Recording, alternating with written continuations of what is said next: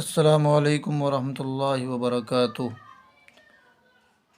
آپ سبھی سامعین کا ہمارے چینل RQ اسلامک اسٹوڈیو میں استقبال ہے، اور آج کا ہمارا سبق یہاں 27 سبق سے نمبر سے شروع ہوگا۔ سہ حرفی الفاظ کے جملے پڑھنا شروع کرتے ہیں۔ بسم اللہ الرحمن الرحیم۔ آج دیکھ، گھاس کھود، پاس بیٹھ، ٹھیک بول، دور بھاگ، منہ کھول، بات مان، دیکھ بھال، کھیت کاٹ، راگ چھیڑ، سبق پڑھا، گھی کھاؤ،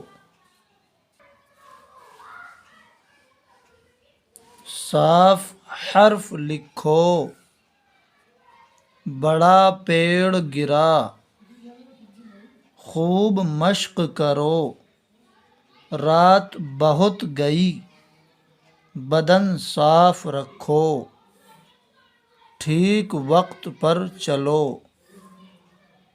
علم طلب کرو، فیس ادا کرو، کام مفت ہوا، چست چالاک رہو۔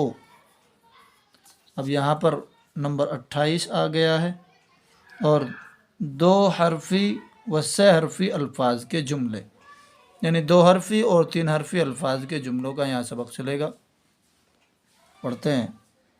سچ بول، خوش رہ، دعا مانگ، پاک صاف رہ، برف سرد ہے، سبق یاد رکھ، اس کو شوق ہے، شہر بہت دور ہے، کل کا سبق پڑھ، اس کے پاس کیا ہے، ایک پکا پھل ہے، دوا کا رنگ سرخ ہے، نہیں گہرا زرد ہے، یہ کس مرض کی دوا ہے، تپ کو دور کرتی ہے، عقل سے کام لو،